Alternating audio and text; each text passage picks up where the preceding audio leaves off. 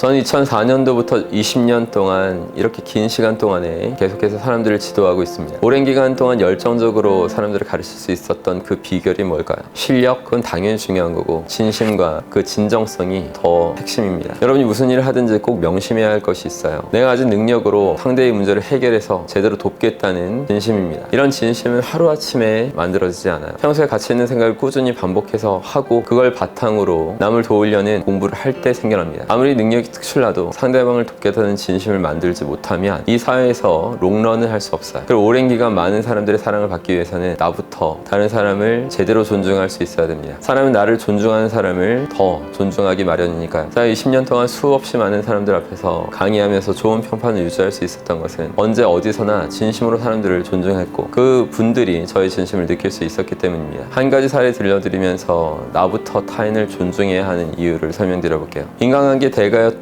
데일리 카네기는 당대 최고 마술사였던 하워드 서스텐이 브로드웨이에서 진행하는 고별 공연을 관람했어요. 그는 당시 누구보다 인정하는 마술의 대가였습니다. 40년 동안 전 세계에 다니면서 마술로 온갖 환상을 만들고 관객들을 완전히 매료시킨 사람이에요. 하워드 서스텐의 공연을 지켜본 사람이 6천만 명이 넘는다고 해요. 데일 카네기는 하워드 서스텐에게 성공의 비결을 물어본 적이 있습니다. 그는 자신의 성공이 부모님께 물려받은 재산이나 학력과 전혀 무관하다고 했어요. 그는 어린 시절 가출해서 불황자로 떠돌면서 화물차 타고 건초 더미에서 잠을 자기도 하고 집집마다 돌아다니면서 구걸하고 정말 극도로 가난했던 그런 삶을 사는 사람입니다. 그렇다면 본업인 마술에 대한 그 지식은 탁월했을까요? 뛰어난 건 사실이었는데 최고는 아니었다고 했어요. 하워드 서스턴은 데일 카네기한테 자기 수준으로 마술을 잘하는 사람이 수십 명은 넘을 거라고 했습니다. 근데 그를 독보적으로 만든 그 이유는 다른 두 가지 차이점이었어요. 첫 번째는 하워드 서스턴한테는 무대에서 자기만의 개성을 극적으로 표현할 수 있었던 그 능력이 탁월했던 겁니다. 하워드 서스턴은 쇼맨십의 대가였고 인간의 본성을 꿰뚫고 있었던 거예요. 행동, 제스처, 억양 이런 것들을 사전에 세심하게 연습을 해서 무대 위에서 완벽히 그대로 수행했습니다. 그는 단순히 마술을 하나의 기술로 본 게 아니고 종합 예술로 보면서 매 순간 사람들이 어떻게 하면 고도의 집중과 몰입 상태에 더 빠져드는지를 계속 신경 쓰면서 무대를 기획한 거예요. 두 번째는 하워드 서스턴은 사람들에게 진심으로 관심을 기울였다고 했습니다. 당시에는 관객들을 어리숙한 바보로 생각하는 마술들이 많았다고 했어요. 이렇게 속으로 생각하고 있는 거죠. 저기 얼뜨기들이 많이 왔네. 어수룩한 놈들 내가 다 제대로 속여주겠어. 관객을 내가 속여야 하는 그런 대상만으로만 본 겁니다. 그러나 서스턴은 완전히 달랐죠. 그는 무대에 오를 때마다 스스로 이런 자기 암시를 해요. 이 많은 사람이 나를 보러 와주셨다.